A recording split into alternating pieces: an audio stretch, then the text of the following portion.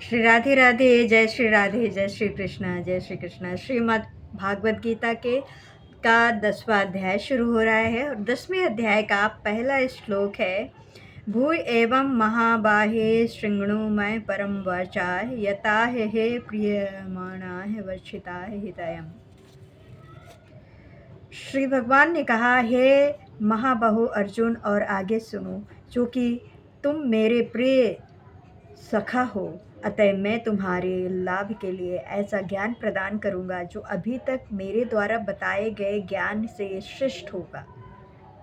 इसका तात्पर्य है, पराशर मुनि ने भगवान शब्द की व्याख्या इस प्रकार की है कि जो पूर्ण रूप से क्षणो ऐश्वर्या, संपूर्ण शक्ति, संपूर्ण यश, संपूर्ण धन, संपूर्ण ज्ञान, संपूर्ण सौंदर्य तथा संपूर्ण त्याग से युक्त है, वो भगवान हैं। जब कृष्ण इस धारणा में थे तो उन्होंने छहों ईश्वरों का प्रदान किया था, छहों ऐश्वर्या का प्रदान किया था। फलता है परशराह, जैसे कि मुनियों ने कृष्ण को भगवान रूप में स्वीकार किया। अब अर्जुन को कृष्ण अपने ऐश्वर्य तथा कार्य का और भी गुह ज्ञान प्रदान कर रहे हैं।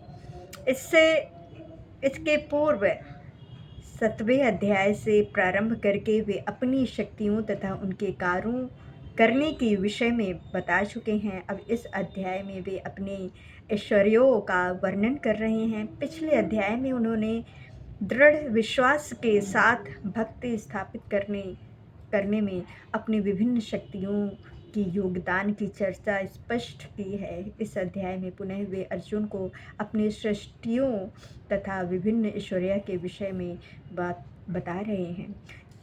ज्यों ज्यों भगवान के विषय में कोई सुनता है त्यों त्यों वो भक्ति में रमता जाता है। मनुष्य को चाहिए कि भक्ति की संगति में भगवान के विषय में सदा श्रवण करे, इससे उसकी भक्ति बढ़ेगी। भक्तों के समाज में ऐसी चर्चाएं केवल उन लोगों के बीच में ही हो सकती हैं जो सचमुच कृष्णा भवनामृत के इच्छुक हों।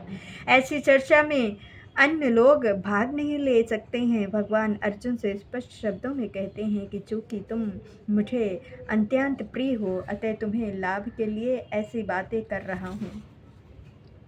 न मे बिन्दुः शरणग्नाः प्रभावः न महाहर्षाः अहमादिश्रीः देवनाः महाहर्षिणाः सह सर्वस्याः। न तो देवगण मेरी उत्पत्ति या ऐश्वर्या को जान सकते हैं और न महाहर्षिगण ही जानते हैं, क्योंकि मैं सभी प्रकार से देवताओं और महाहर्षियों का भी कारण स्वरूप हूँ, उद्गम हूँ। इसका तात्पर्य है, जैसे कि ब्रह्मा संहिता में कहा गया है कि भगवान कृष्णा ही परमेश्वर हैं, उनसे बढ़कर के कोई नहीं है, वे समस्त कारणों के कारण हैं। यहाँ पर भगवान स्वयं कहते हैं कि वे समस्त देवताओं तथा ऋषियों के कारण हैं। देवता तथा महर्षि कृष्ण को नहीं समझ पाते जब वे उनके नाम या उनके व्यक्तित्व को नहीं समझ पाते हों, तो इस लुच्छुत्रोत के तथा कथित विद्वानों के विषय में क्या कहा जा सकता है। कोई नहीं जानता है कि परमेश्वर क्यों मनुष्य रूप में इस पृथ्वी पर आते हैं और ऐसे विस्मयजनक असामान्य कार्यकलाप करते हैं। तब तो ये समझ लेना चाहिए कि कृष्णा को जानने के लिए विद्वत आवश्यक नहीं है। बड़े बड़े देवताओं तथा ऋषियों ने मानसिक चिंतन द्वारा कृष्ण को जानने का प्रयास किया, किंतु नहीं जान पाए। श्रीमद् भागवत गीता में भी स्पष्ट कहा गया है कि बड़े से बड़े देवता भी भगवान को नहीं जान पाते। जहाँ तक उनकी अपूर्ण इंद्रियां पहुँच पाती हैं, वहीं तक वे सोच पाते हैं और निर्विशेषवाद के ऐसे विपरीत निष्कर्षों को प्राप्त होते हैं जो प्रकृति के तीनों गुणों द्वारा व्यक्त नहीं होता है, या कि वे मानव चिन्ह द्वारा कल्पना करते हैं, किंतु इस तरह के मूर्खतापूर्ण चिंतन से कृष्णा को नहीं समझा जा सकता। यहाँ पर भगवान अप्रत्यक्ष रूप से ये कहते हैं कि यदि कोई परम सत्य को जानना चाहता है तो लो, मैं भगवान के रूप में यहाँ हूँ, मैं परम भगवान हूँ। मनुष्य को चाहिए कि इसे समझ से, यद्यपि अचिंताय भगवान को साक्षात्कार रूप में कोई नहीं जान सकता है, तो भी विद्यमान रहते हैं। और वास्तव में हम सच्ची नंदन रूप कृष्णा को तभी समझ पाते हैं जब श्रीमद् भागवत गीता तथा श्रीमद् भागवत में उनके वचनों को पढ़ें, जो भगवान की अपार शक्ति में है। उन्हें ईश्वर की अनुभूति किसी शासन करने वाली शक्ति या निर्विशेष ब्रह्म रूप में नहीं होती है, ब्रह्म रूप में होती है, किंतु भगवान को जानने के लिए दिव्य स्थिति होना आवश्यक है, जो कि अधिकांश लोग कृष्णा को उनके वास्तविक रूप में नहीं समझ पाते। अतः वे अपनी अनुभूति कृपा से ऐसे चिंतकों पर दया दिखाने के लिए अवतारित होते हैं।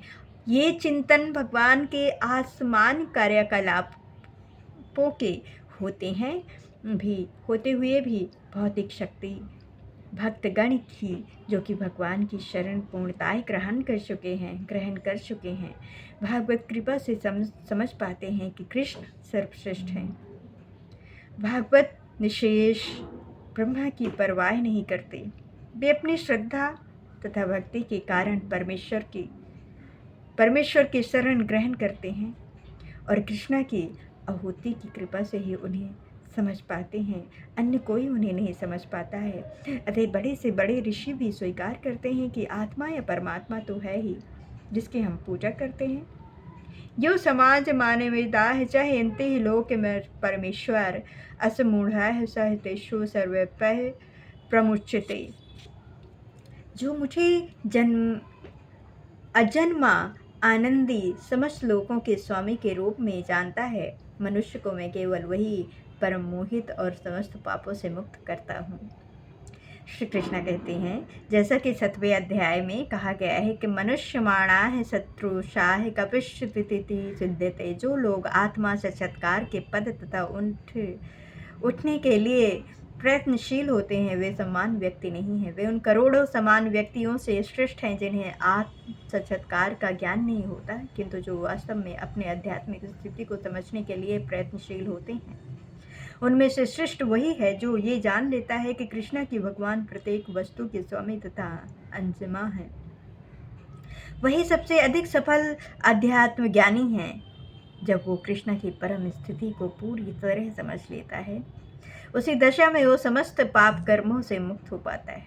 यहाँ पर भगवान को आज अर्थात अजमा कहा गया है, किंतु वे अद्वितीय अध्याय में वर्णित उन जीवों में से भिन्न हैं जिन्हें आज कहा गया है भगवान जीवों से भिन्न, क्योंकि जीव भौतिक आसक्तिवश जन्म लेते हैं तथा मरते रहते हैं और बद्ध जीव अपना शरीर बदलते रहते हैं, किंतु भगवान का शरीर परिवर्तनशील है।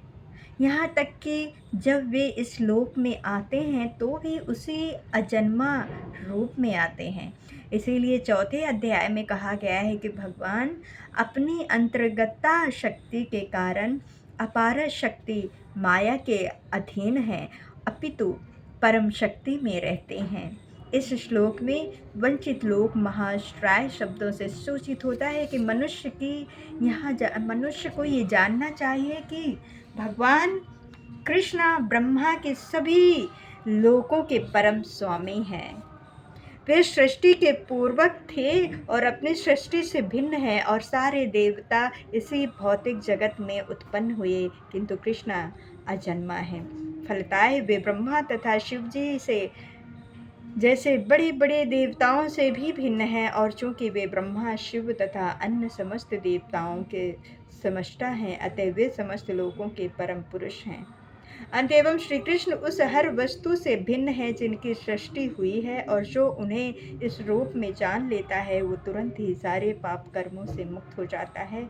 और परमेश्वर का ज्ञान प्राप्त करने के लिए मनुष्य को समस्त पापों से मुक्त होना चाहिए, जैसे कि भागवत गीता में कहा गया है कि उन्होंने केवल भक्ति के द्वारा जाना जा सकता है, किसी अन्य अध्यात्म साधना से नहीं।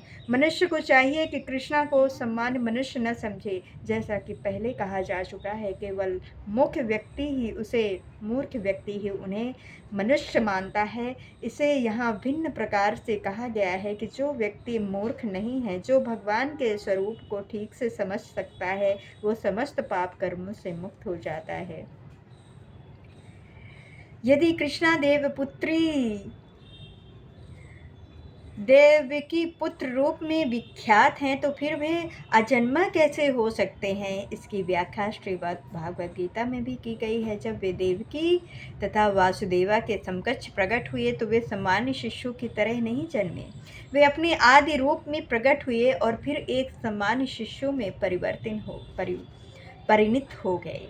और कृष्णा की अध्यक्षता में जो कुछ भी कर्म किया जाता है वो दिव्य है, वो शुभ है या अशुभ फलों से दूषित नहीं होता है। इस जगत में शुभ या शुभ वस्तुओं का बंधन बहुत कुछ मनोधर्म है, क्योंकि इस भौतिक जगत में कुछ भी शुभ नहीं है। प्रत्येक वस्तु अशुभ है, क्योंकि प्राकृतिक स्वयं ही अशुभ है। इसे अशुभ मानने की कल्पना मात्र करते हैं। वास्तविक मंगल तो पूर्ण भक्ति और सर्व भक्ति से मुक्त कृष्णा भवनामृत पर ही निर्भर करता है।